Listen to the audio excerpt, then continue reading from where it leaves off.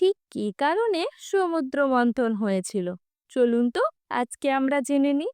অনেক দিন আগের কথা। এক ভয়ঙ্কর যুদ্ধে দেবতারা অসুরদের কাছে পরাজিত হন। কারণ ছিল ঋষি দুর্বাসার অভিশাপ। ইন্দ্র তার দেওয়া পবিত্র মালা অবজ্ঞায় হাতির গলায় রেখে দেন। এতে রুষ্ট হয়ে দুর্বাসা মুনি বলেন, তোমাদের সব ঐশ্বর্য ও শক্তি হারাবে। দেবতারা দুর্বল হয়ে ব্রহ্মার সাহায্য চান। ব্রহ্মা তাদের নিয়ে যান বিষ্ণুর কাছে। বিষ্ণু বলেন, শক্তি ফিরে পেতে অমৃত চায়, আর তা মিলবে কেবল সমুদ্র মন্থনের ফলে। মন্থনের জন্য অসুরদের সাহায্যেরও প্রয়োজন হয়।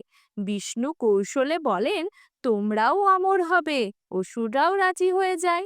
মন্দর পর্বত মন্থনের দণ্ড হয়, আর বাসুকী নাগ রজ্জু। পর্বত ডুবে গেলে বিষ্ণু কচ্ছপ রূপে তা ধরে রাখেন। মন্থন শুরু হয়, একে একে উঠে আসে আশ্চর্য সব বস্তু: কামধেনু, ঐরাবত, লক্ষ্মী দেবী, চন্দ্র, পারিজাত বৃক্ষ, অপ্সরা, ধন্বন্তরী এবং সবশেষে অমৃত।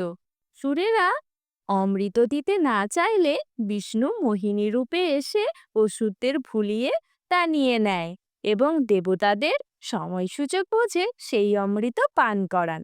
ফলে দেবতাদের শক্তি ফিরে আসে।